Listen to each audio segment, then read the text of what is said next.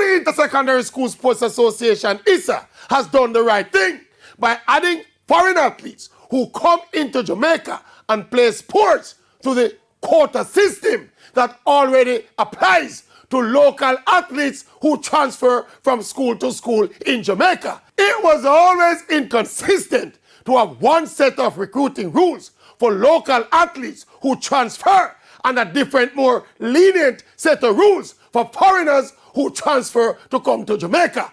And we hear the case being made that if we're restricting foreign athletes coming here, we can't complain when American colleges start restricting the number of Jamaicans going to the States on scholarships. But that is comparing apples and oranges. ISSA's move towards leveling the recruiting playing field is necessary because ISSA sports are single division sports.